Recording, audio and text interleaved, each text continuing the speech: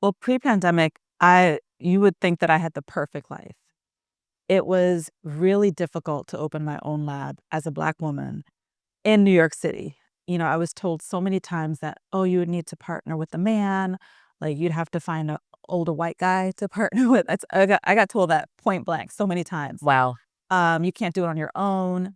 Like, stay in academia longer and then you'll build a career. Maybe you'll be able to. But when I finally did it on my own, it was very scary. My parents are very conservative, so they're just like, stay in a nice hospital job. What you doing a business? And I'm like, listen, as a Black woman working for yourself, you have so much more freedom. You like no one's telling you no all the time, right? You're the boss. I was just tired of having to prove myself.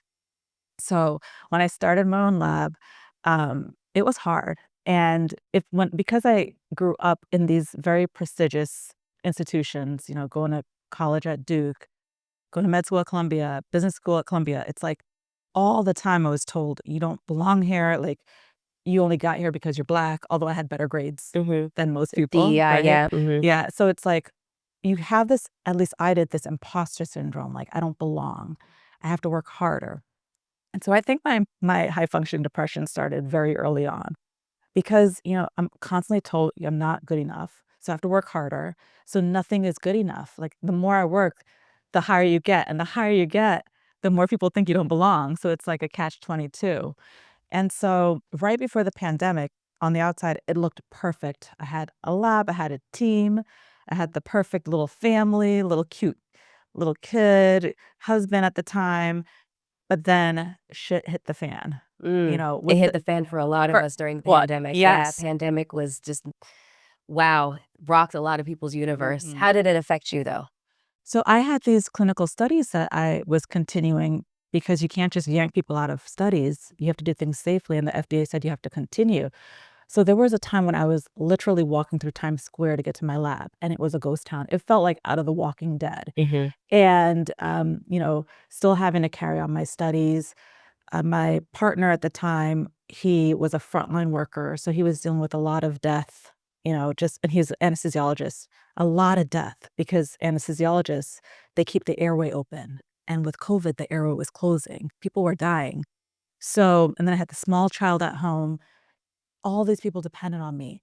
Then I got added to this prestigious board at this Ivy League institution, and they're like, "You're doing so great. Can you talk to our, hospital and give us coping skills?" And I was like, "Okay."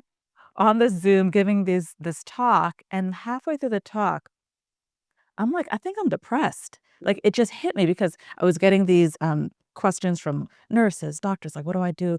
I can't go home. How do I cope?"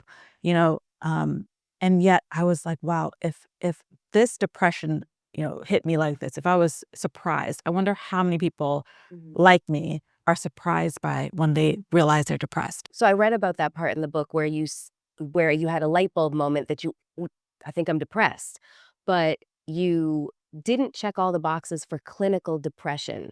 So what are the differences between clinical depression and high functioning depression?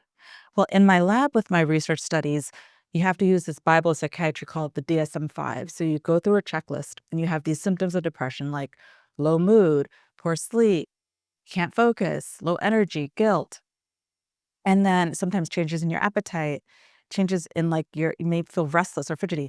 But at the very bottom, if you don't check the box for lack of functioning or significant functioning impaired or significant distress, then your doctor goes, okay, well, you don't have a condition.